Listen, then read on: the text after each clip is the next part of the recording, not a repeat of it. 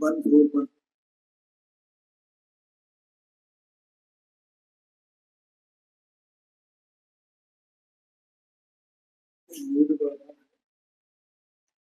जो ज्यादा देर देखते हैं तो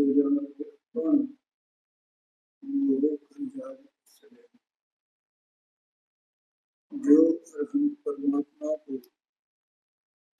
द्रव्य पने, गुण पने और पर्याय पने जानता है, उसका योग अवश्य लय आते हैं।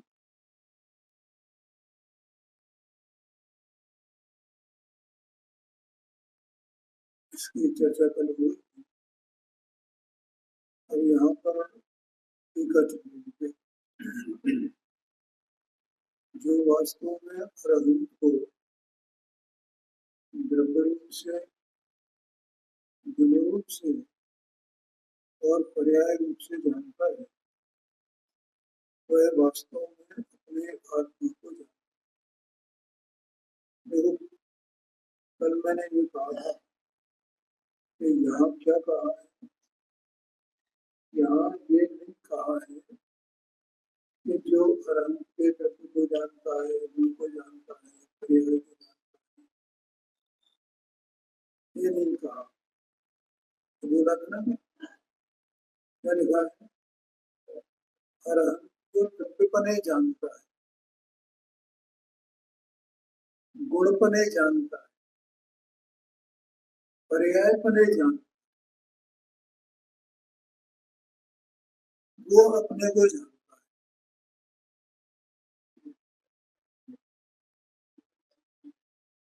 वो दूसरा एडिशन पुराना ग्रंथ लेके आओ, उसमें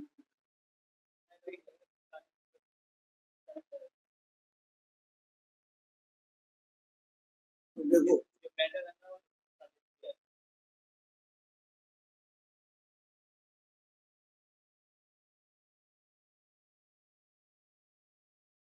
तो अरहंत क्या है,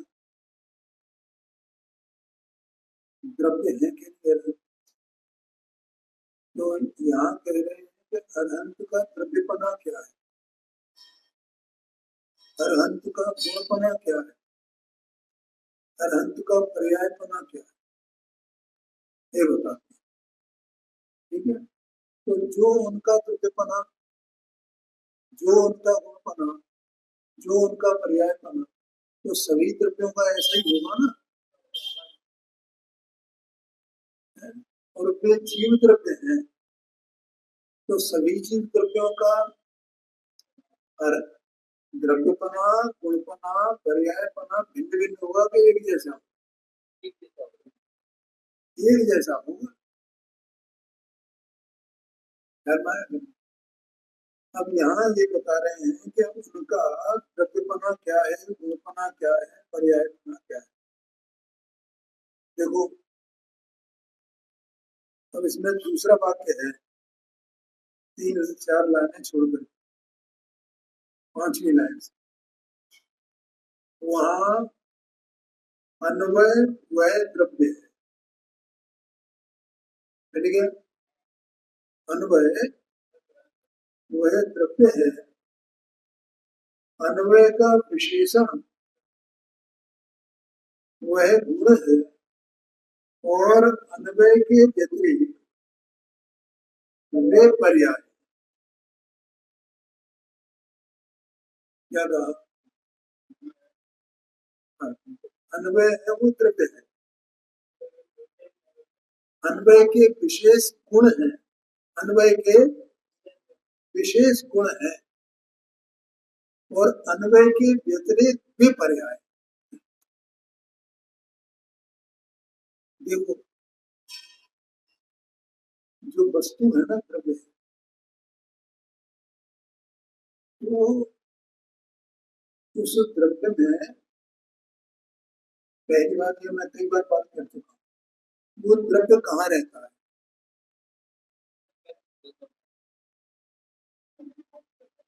किसी क्षेत्र में रहेगा ना तो वो असंख्यात प्रदेश में ही द्रव्य हुआ ना, तो उसका द्रव्यपना कहाँ मिलेगा? अब द्रव्य के गुण कहाँ रहते हैं? कोई एक जगह अलग अलग है, क्या है, किस प्रकार से? जहाँ द्रव्य है वही गुण है। कितने गुण है? अनंत गुण है।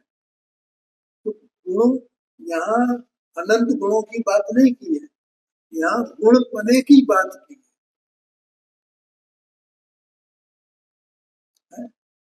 तो वो गुणपना उस अन्वय का विशेषण किस प्रकार से है? तो वे अनंत गुण उसमें रहते हैं ना, कहाँ रहते हैं? अरे वो द्रव्य में ही है, माने पूरा द्रव्य उन गुणमय है। वे अनंत गुण द्रव्यमय। क्या कहा? पूरा द्रव्य अनंत गुणमय है। पूरा द्रव्य अनंत गुणमय है और अनंत गुण द्रव्यमय।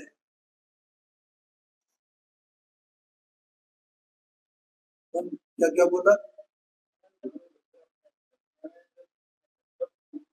एक, ठीक है। इसका मतलब ये हुआ, ये मैं अन्वय का अर्थ बता रहा हूँ कि वो अनंत गुणों में वो द्रव्य पसरा हुआ है, अनंत गुण उस द्रव्य में पसरे। क्या कहा, बोलो, समझ में आया? अनंत गुण द्रव्य में पसरे हुए हैं, द्रव्य के एक एक जर्रे जर्रे में पसरे हुए हैं, और द्रव्य उन अनंत गुणों में पसरा हुआ है, उनको भेदा नहीं जा सकता। अब तीसरी बात, अनंत गुण वाला द्रव्य है, उस द्रव्य में उत्पाद रूप पर्याय कहाँ पर है? द्रव्य के बाहर है, द्रव्य के किसी कोने में है, कहाँ है उत्पाद में? कहाँ है उत्पाद में? कहाँ है? जहाँ द्रव्य, जहाँ उसके अनंत गुण, वहीं उसका उत्पाद है। बोलो, समझ में आया? फिर बार बार द्रव्य, द्रव्य का द्रव्यपना कहाँ है? अनंत गुणों में पसरा हुआ, ठीक है। अनंत गुण भी द्रव्य में पसरे हुए, द्रव्य के जर्रे जर्रे में पसरे हुए। अच्छा, जो पर्याय है, वे पर्याय कहाँ है, किस रूप में है? पहली बात, पर्याय का अर्थ क्या होता है? उत्पाद है।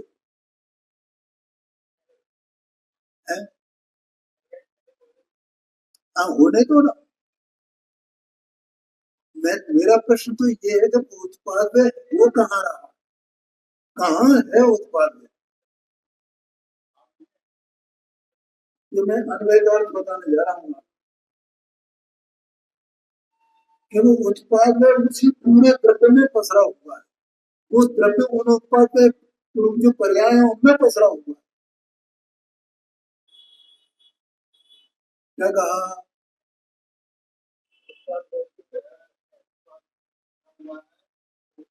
उत्पाद में जो क्रिया है ना, उत्पाद है उत्पाद है उत्पाद है उत्पाद है, अब वो क्षणिक है, व्यतिरेकी है वो। व्यतिरेक माने टिकने वाली नहीं, लेकिन वो है कहाँ जो टिकने वाली नहीं है, और हुए बिना रहती नहीं है और टिकती है नहीं। क्या कहा? हुए बिना रहती नहीं और एक समय से ज्यादा टिकती नहीं, एक समय से ज्यादा टिकती नहीं, हुए बिना रहती नहीं। तो कहाँ होती है, कहाँ होती है? पूरे द्रव्य में। अब इसमें देखना कि जो द्रव्य है ना वो सब इसमें पसरा हुआ और वे भी सब द्रव्य में पसरे हुए, तो वे कहाँ पसरे हुए हैं और द्रव्य किन में पसरा हुआ है, इसलिए वो द्रव्यों में पसरा हुआ है और वे भी द्रव्य में है। इसका मतलब द्रव्य का नाम है अन्वय।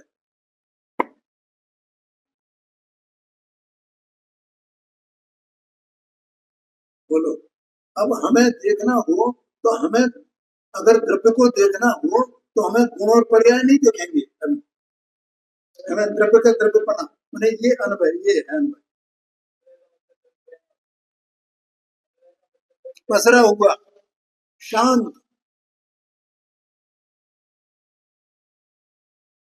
क्या कहा, तो वो उत्पाद में पसरा हुआ है कि नहीं पसरा हुआ है द्रव्य, तो समझ में ही नहीं आने जीवन को। और वो अनंत गुणों में पसरा हुआ है कि नहीं पसरा हुआ है, उसका नाम है अनुभव। उसके बिना वे कहा अनंत गुण कहाँ टिकेंगे, तो भैया अनंत गुणों का समूह ही तो द्रव्य है ना, अनंत गुण रहेंगे कहाँ, ये अपने द्रव्य में रहेंगे कब, अनादि अनंत रूप से, इसलिए उनको ध्रुव ध्रुव कहा जाता है, इसलिए अक्रम भावी कहा जाता है, स्वभावी कहा जाता है। इसकी बात चल रही है, अंदर अपना जो चैतन्य द्रव्य है उस चैतन्य द्रव्य की बात चल रही है। और वे भगवान है ना, अनंत परमात्मा, वे भी चैतन्य द्रव्य है ना, उनकी बात चल रही है। अब उनकी बात चले तो और मेरी बात चले तो ये बात तो एक ही है ना, उनके भी अन्वय विशेषण और व्यतिरेक है कि नहीं है, और मेरे भी अन्वय विशेषण और व्यतिरेक है कि नहीं है, और उनका अन्वयपना कैसा, उनका गुणपना कैसा, उनका व्यतिरेकीपना कैसा, और वैसा ही अन्वयीपना विशेषणपना व्यतिरेकीपना मेरे भी है ना,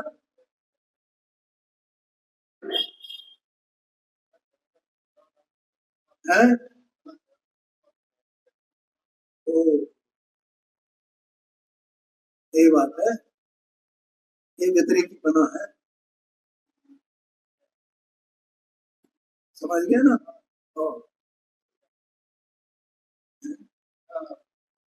अरे मैं ये कहता हूँ कि अच्छा तुम देर में गाथा लिख करके अमृत चंद्राचार्य स्वामी ने, जयसमाचार्य स्वामी ने इसकी टीका करके गजब काम किया है, ये तो बिल्कुल आत्मा दिखा दिया उन्होंने, ये बैठा है और वे जो बैठे हैं सो तू बैठा है, तो जो तू है सो भेद, तो कोई भेद ही नहीं।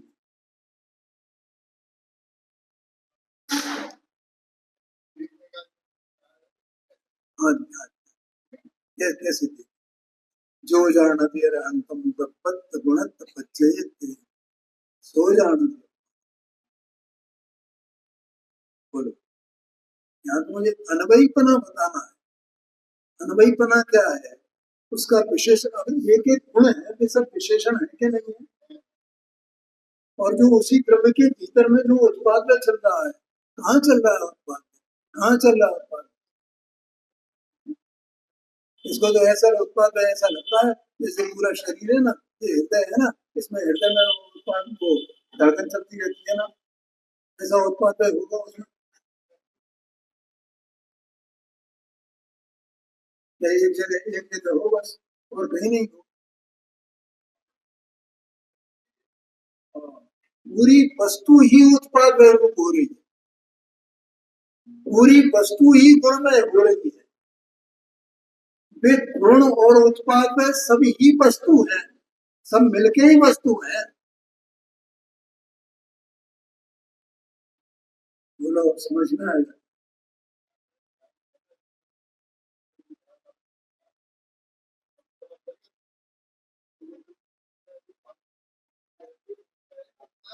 हाँ, वो असल में क्या है, समुद्र की लहरों वाले ये भी इसमें सटीक बैठता नहीं है भैया, क्यों लहरें तो ऊपर उठ रही है, हमें दिख रही है,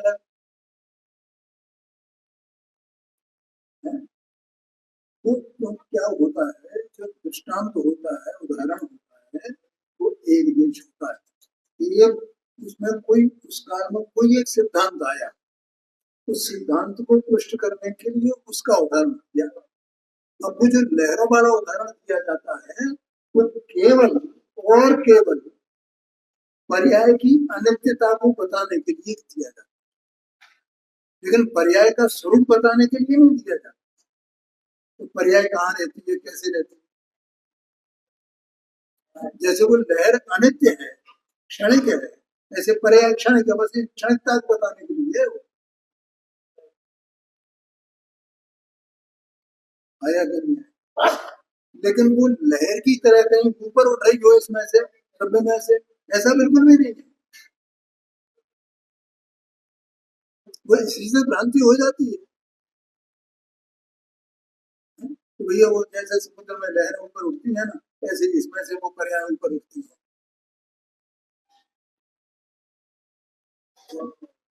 और बातें सुनाती हैं आगम, जैसा उसको देखो 38 नंबर की गाथा में अनुसार तो 7 तत्वों को वह तत्व कह दिया है। और इसमें समय सारथी शास्त्र में कलश में शायद 11 नंबर का कलश है, उसमें लिखा है ऊपर तरंती, ऊपर ऊपर तैरती है। लेकिन किस अपेक्षा से वो बात कही गई है, वहां पर उस केवल उस अपेक्षा को पुष्ट करने के लिए वो दृष्टांत दिया जाता है। इसका मतलब कहीं द्रव्य नीचे पड़ा हो और पर्याय ऊपर ऊपर तैर रही हो, ऐसा नहीं है।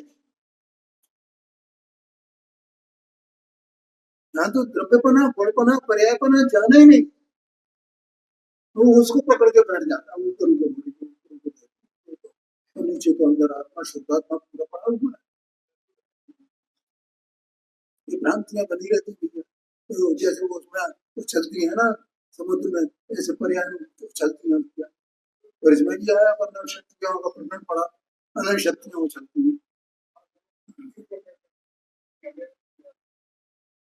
अरे वे शक्तियां बाकी नहीं, वो अन्वय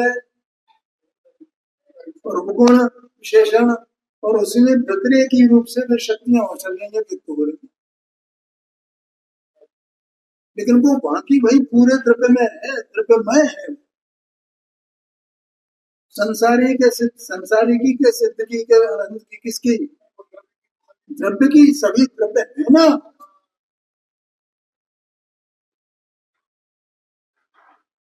ये बात है भैया,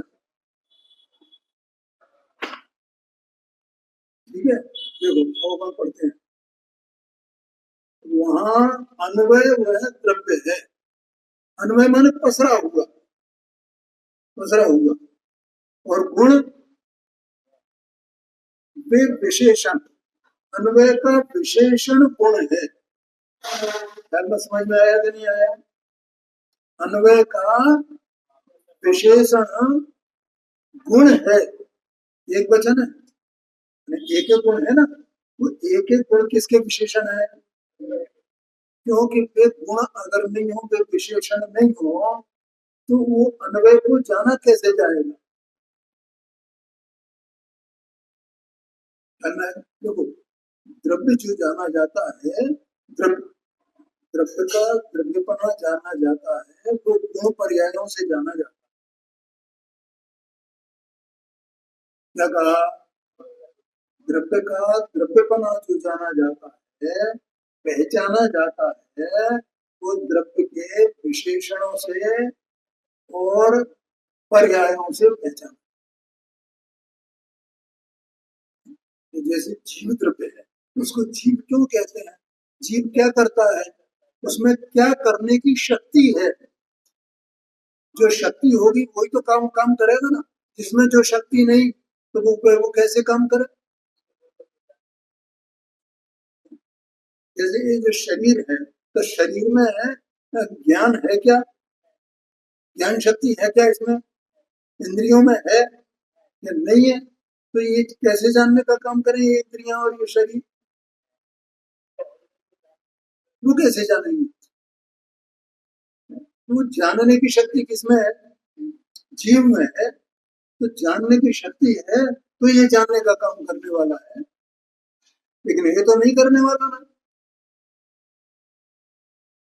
तो वो गुण जो विशेषण और पर्याय जो व्यतिरेकी, व्यतिरेकी क्यों कहा? वो समय समय है, समय समय स्थायी नहीं है, उत्पन्न हो और नष्ट हो जाए, उत्पन्न हो और नष्ट हो जाए, इसका नाम व्यतिरेकी बना है। व्यतिरेक का मतलब होता है भिन्न भिन्न भिन्न भिन्न भिन्न। तो एक एक समय की एक पर्याय भिन्न भिन्न होगी ना।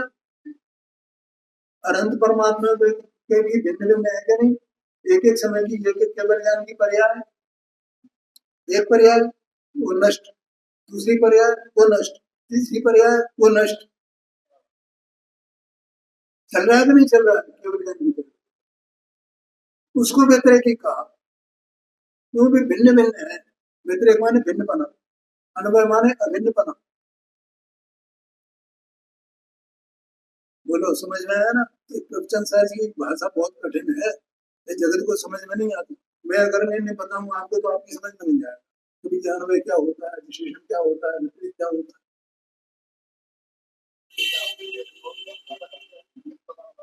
हाँ जी, हाँ जी, हाँ हाँ बिल्कुल। समझ में ना? भिन्न भिन्न बना है, भिन्न भिन्न बना है। और गुणों में भिन्न भिन्न बना नहीं, गुणों तो द्रव्य के साथ में ही ना, अलग अलग कहाँ हो रहे हैं?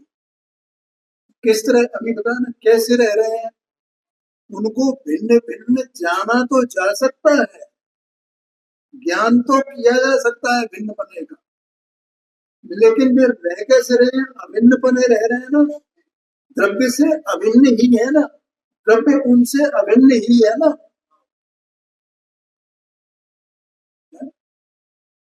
लेकिन जैसे द्रव्य उन अनंत गुणों से अभिन्न है, ध्रुव है, सहभागी रूप से है, वैसे क्या वो द्रव्य पर्यायों के साथ में है? नहीं है। पर्याय व्यतिरेकी है, समय समय होती है, लेकिन व्यतिरेकी होने पर हो कहाँ रही है वो? अरे नहीं तो अगर उसमें उसी में नहीं हो तो द्रव्य का द्रव्यपना कैसे रहेगा? द्रव्य की पहचान कैसे होगी? गुण पर्याय द्रव्य तो सूत्र में आया कि गुण पर्याय द्रव्य का मतलब ये है, द्रव्य है पूरा वो गुण और पर्याय वाला। ये सब चर्चाएं आगे आई 93 नंबर की गाथा से। यहाँ तो संक्षेप में इतना बताया है। और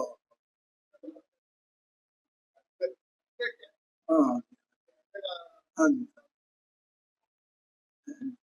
क्या करो भाई, देखो जगत के जीव बेचारा पहले तो फुर्सत ही नहीं है। मैं सही बता रहा हूँ, फुर्सत नहीं है माने क्या? बाहर की चीजों से नहीं, उनसे कोई बाधा नहीं है, पर इसकी परिणति में ही राग द्वेष राग द्वेष राग द्वेष राग, उससे फुर्सत ही नहीं है इसको। है? शिवाशु भाव की कल्पना में चल रही है विकल्प, उससे से फुर्सत कहाँ है? बाहर के कामकाज को कुछ नहीं है, वो उससे, क्योंकि वे तो परद्रव्य के कार्य है।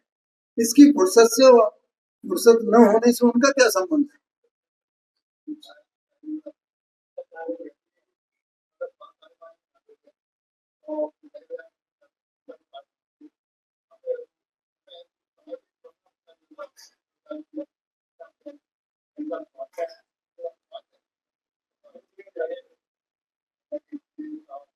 चलो कुछ सारा जगत का खेल है। बहुत मुश्किल बात है, बहुत मुश्किल। हाँ,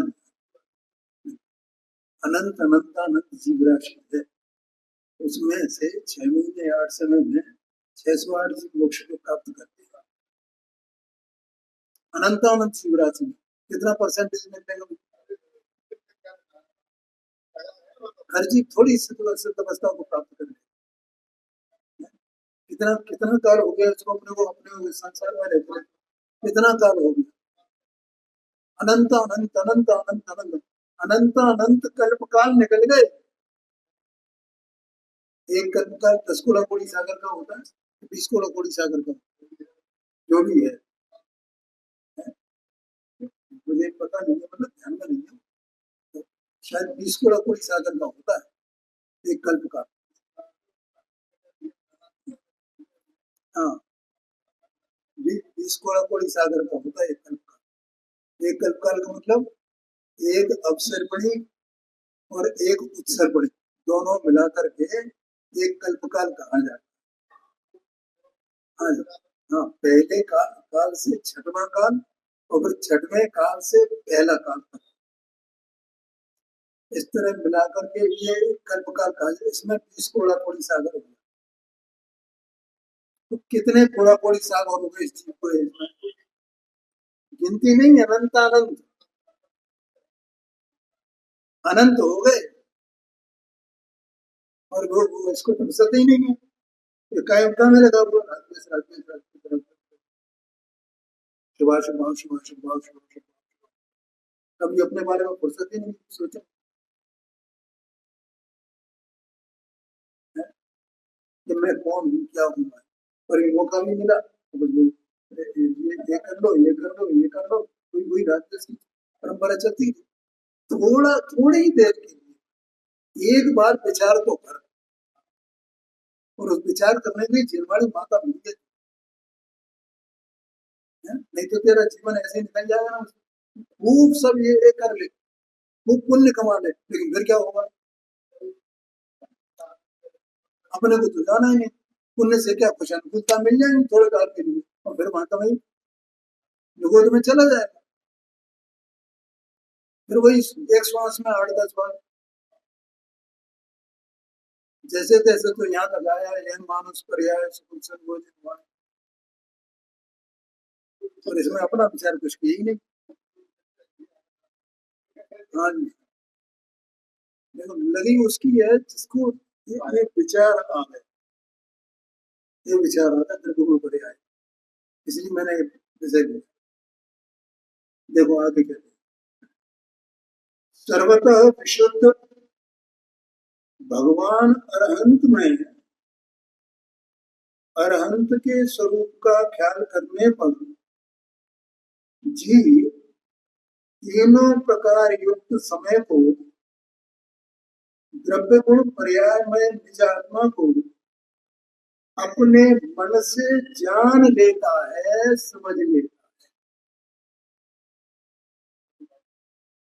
यानी सर्वतः विशुद्ध अनंत परमात्मा है ना, सर्व प्रकार से विशुद्ध है क्या नहीं है,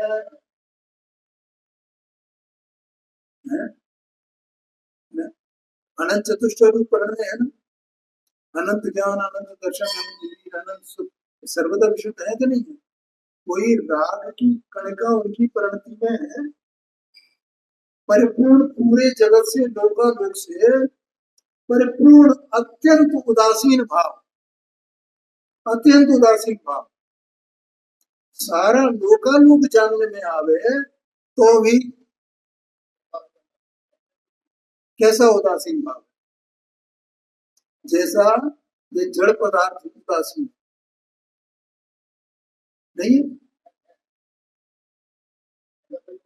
हाँ जी, हाँ जी, क्योंकि वे भगवान राग से सर्वथा शून्य है, इसलिए वे परिपूर्ण उदासीन है, इसलिए वे सर्वथा विशुद्ध है। बोलो समझ में आएगा। ऐसे भगवान में अरहंत के स्वरूप का ख्याल करने पर जीव तीनों प्रकार युक्त समय को, अरहंत भगवान में, अरहंत में ऐसा लिखा ना, देखो थोड़ा सा ये जो ब्रैकेट में दिया है ना, इसको अभी अपन पूर्ण करते हैं। मैं सीधा वाक्य पढ़ता हूँ और फिर बाद में उसको भी लूंगा। सर्वतः विशुद्ध भगवान अरहंत में जीव तीनों प्रकार युक्त समय को, तीनों अरहंत भगवान काय से युक्त है, उनका जो समय रूप जो पदार्थ है, आत्मा रूप पदार्थ है, वो काय से युक्त है, 3 प्रकार से, द्रव्यपने से, गुणपने से और पर्यायपने से, तीनों प्रकार से युक्त है ना। अनंत में तीनों प्रकार से वो युक्त है कि नहीं, अनंत परमात्मा जो द्रव्य है उसमें तीनों चीजें हैं। तीनों प्रकार युक्त समय को माने आत्मा, उनके आत्मा को, उनके प्रति अपने मन से जान लेता है, अपने मन से उनको जान लेगा और अंत में जान लेगा। इसका मतलब उसने अपने को जान लिया। नहीं है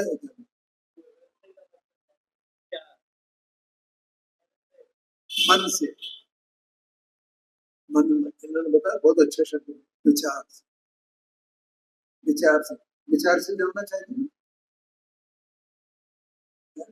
इसका मतलब ये हुआ कि ऐसा नहीं है कि तुम बिल्कुल एकदम शुद्धात्मा में लीन हो जाओ, नहीं हो पाओगे।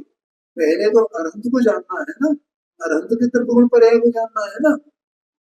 अरहंत के द्रव्यपने, गुणपने, पर्यायपने से अपने को जानोगे ना, तो मन से विचार करना पड़ेगा ना। उसके विचार बिना कैसे हो जाए? अपन जितना स्वाध्याय करते हैं यहाँ पर, हाँ, तो सब मन से विचार करते हैं ना। अभी एक एक बात चल रही है, हमने अन्वय को जाना, तो मन से जाना ना। साक्षात वो वस्तु तो हमारे पास है नहीं। भगवान को भी जान रहे तो अपन मन से ही जानते हैं ना, है? तो वो मुझे एक बार कभी नहीं भूलती है, मैं जीवन में नहीं भूलेगी।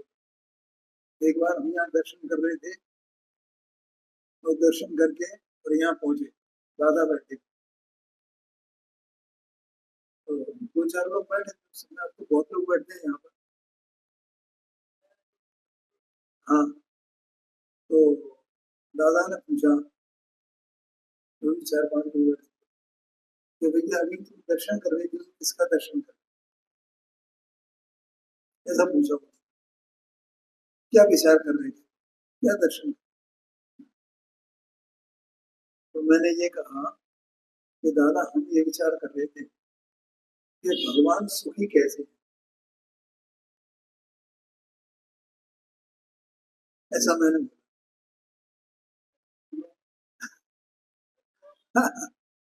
तो दादा बड़े प्रसन्न हुए, क्या बात, ऐसे बोले। क्योंकि इसका मतलब हमारा सुख का प्रयोजन है ना, इसमें ये बात करके तो गई ना, तो मेरा प्रयोजन क्या है? सुख। और फिर भगवान सुखी कैसे है, वैसे ही तो मुझे सुखी होना है। और फिर भगवान सुखी है ही, तो ये सब मन से विचार किया ना, तो फिर भगवान सुखी है।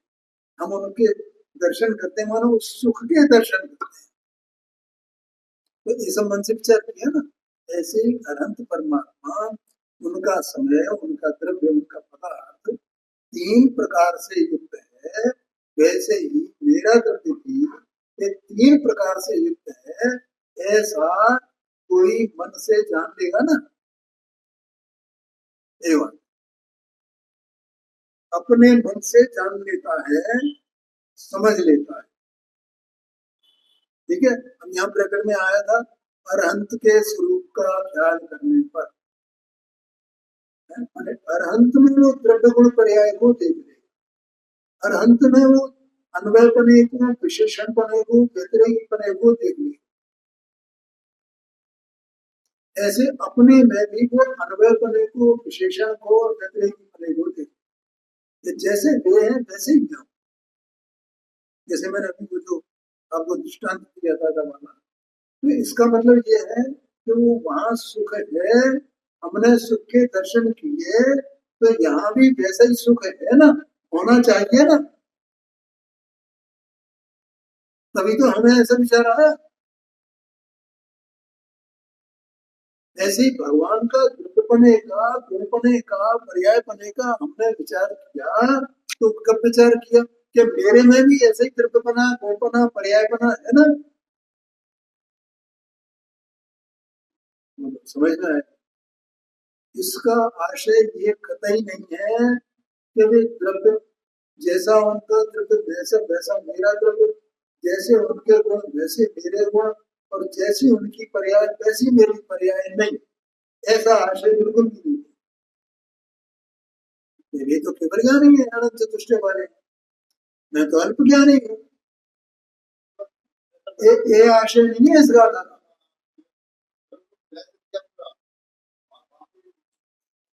हाँ, इसलिए द्रव्यपने ऐसा शब्द है ना, द्रव्यपने, गुणपने, पर्यायपने, ऐसा लिया है ना। देखो आगे चलते, यथा, अब वो मन से विचार कैसे करता है, समझ कैसे लेता है। यथा यह चेतन है, इस प्रकार का अन्वय वह द्रव्य, ठीक है। अन्वय के आश्रित रहने वाले चैतन्य विशेषण वह गुण है। अन्वय के आश्रय रहने वाला चेतन विशेषण, चेतन विशेषण। क्यों चेतन विशेषण कैसे है, क्यों कहा, क्योंकि आत्मा का चैतन्य ही विशेषण है, देह मनवाणी में वो चेतन विशेषण नहीं पाया जाता है क्या। भगवान के भी देह है ना, सकल परमात्मा है ना, तो उनके देह में चेतन विशेषण है नहीं, और मेरे भी देह है, तो मेरी देह में चेतन विशेषण है ये नहीं है। मैं चेतन द्रव्य और मेरा चैतन्य विशेषण वो गुण, ठीक, और उनका भी चेतन विशेषण। और एक समय मात्र की परिमर्यादा वाला काल परिमाण होने से परस्पर अप्रवृत्त अन्वय व्यतिरेक वे पर्याय है। क्या कहा, एक समय मात्र की मर्यादा वाला काल परिमाण,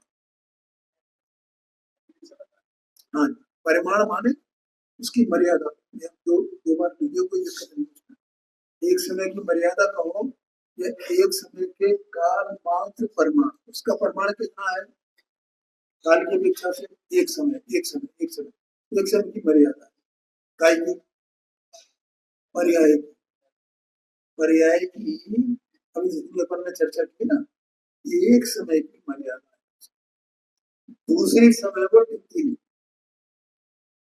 होने से, देखो कितना बढ़िया शब्द है, परस्पर अप्रवृत्त।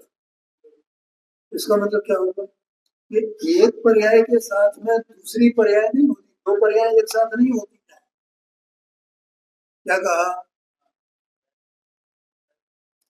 द्रव्य की एक समय की एक पर्याय होती है, द्रव्य की एक समय में दो पर्याय नहीं होती, एक एक समय की है ना, एक एक समय की है ना, इसलिए वे उस अन्वय के व्यतिरेक हैं। अभी मैंने जो बीच में बोला था कि वे पर्याय कहाँ पाई जाए, फिर उस अन्वय में पसरी हुई है ना, अन्वय उनमें ही पसरा हुआ है ना, उस एक एक समय की जो व्यतिरेकी पर्याय है, वो एक एक समय की पर्याय उत्पाद रूप है, उसमें उसका द्रव्य का द्रव्यपना पसरा हुआ है कि नहीं पसरा हुआ, और वो एक समय की पर्याय क्षेत्र अपेक्षा से उस एक वो पूरे द्रव्य परिमाण है कि नहीं उसका, कि वो कहीं किसी कोने में होगी, उस द्रव्य के ही परमाणु रूप है वो, कैसे हो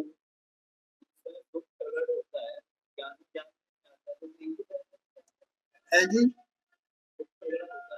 हाँ जी, हाँ जी,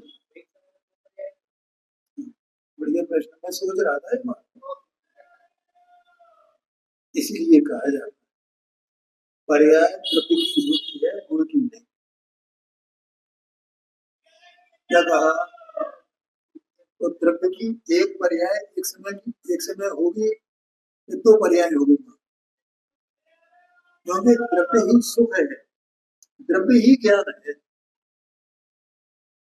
सुख और ज्ञान कहाँ रहते हैं, एक ही काल में है ना, तो एक ही काल में ज्ञान हुआ और सुख हुआ, एक ही काल में हुआ क्या अलग अलग हुआ?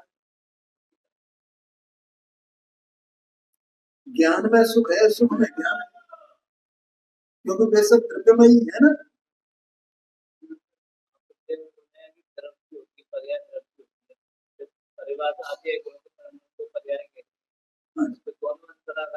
नहीं यार, गुणों का समूह कौन है?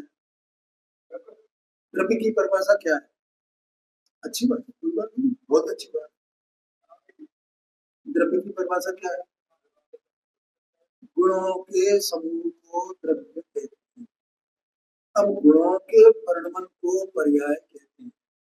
इसका मतलब द्रव्य के परिणमन को पर्याय कहो या गुणों के परिणमन को पर्याय कहो, एक ही बात क्या मतलब?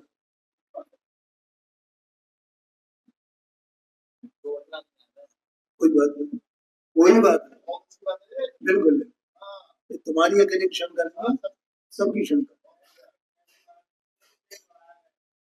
और सुनो, भगवान कहे जाते हैं अनंत चतुष्ट रूप विराज, अनंत ज्ञान है, अनंत दर्शन है, अनंत सुख है, अनंत, ठीक है।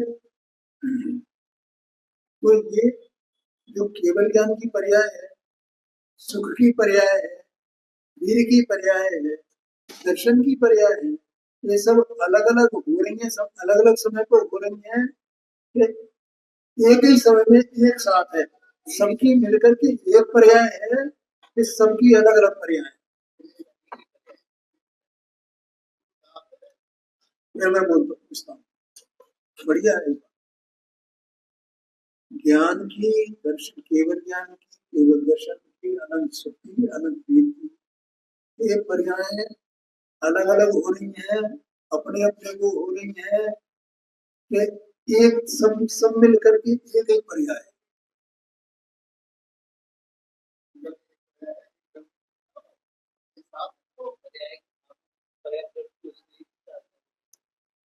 ऐसा बार बार विचार करना है, बार बार विचार करना कि चार की चार पर्याय हैं कि चार की एक ही पर्याय।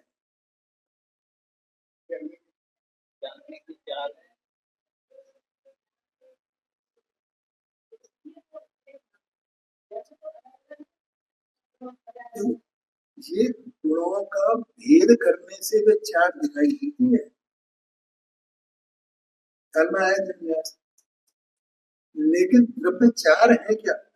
एक केवल ज्ञान वाला द्रव्य, एक केवल दर्शन वाला द्रव्य, एक केवल सुख वाला द्रव्य, एक अनंत वीर वाला द्रव्य, ऐसे चार द्रव्य हैं कि द्रव्य एक ही है। तो द्रव्य की ये तो गुण है ना, अरे चार नहीं, अनंत गुण है, उन अनंत गुणों की एक पर्याय, एक पर्याय में अनंत गुण का परिणमन एक साथ विद्यमान है। क्या कहा? द्रव्य सत्संग है ना, वो स्वयं ऐसा परिणमा है, अनंत गुण इसके एक साथ परिणम है, हमेशा ही, सबका ही अपना भी द्रव्य है ना, तो अपने भी जो गुण हैं, जितने गुण हैं, तो गुणों की जो पर्याय होती है, जिसे गुण पर्याय कहा जाता है, एक समय की एक पर्याय में सब कुछ रहता है। देखो अभी मैं सिद्ध कर, समय हो गया है, एक मिनट में खत्म। जैसे इसके ये द्रव्य है, अब इस द्रव्य का जीव द्रव्य है ना, तो इस जीव द्रव्य का लक्षण क्या कहा जाता है? उपयोग, जानवर, ये लक्षण है, उस लक्षण से ये द्रव्य पहचाना है, लेकिन उपयोग रूप पर्याय है, तो उपयोग रूप पर्याय वो जानने देने वाली कही जाती है ना, और कोई उपयोग रूप पर्याय शुद्ध अशुद्ध कही जाती है ना। इसका मतलब जिस काल में वो जानने देखने वाली पर्याय है, उसी काल में वो शुद्ध अशुद्ध पर्याय है, और शुद्ध अशुद्ध पर्याय चारित्र की अपेक्षा से कही जाती है ना, तो दर्शन भी उसमें शामिल है, और श्रद्धा गुण की पर्याय भी वहां हो रही है, उसी उपयोग में हो रही है कि ये उपयोग किसको अपना मानता है, ये उपयोग राग रूप परिणमन कर रहा है, अशुभ भाव रूप परिणमन कर रहा है, शुभ भाव रूप परिणमन कर रहा है, शुद्ध भाव रूप परिणमन कर रहा है, और ये जान रहा है, देख रहा है, ये सब एक साथ है, ये क्या अलग अलग है?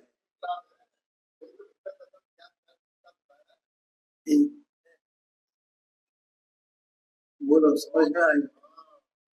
तो अपने भी द्रव्य एक और उसकी पर्याय भी एक समय एक। तो अगर भेद नहीं किया जाए ना तो अपन समझेंगे नहीं उसको, लेकिन वो भेद सर्वदा भेद नहीं समझ, ऐसा समझ। आगे चर्चा करते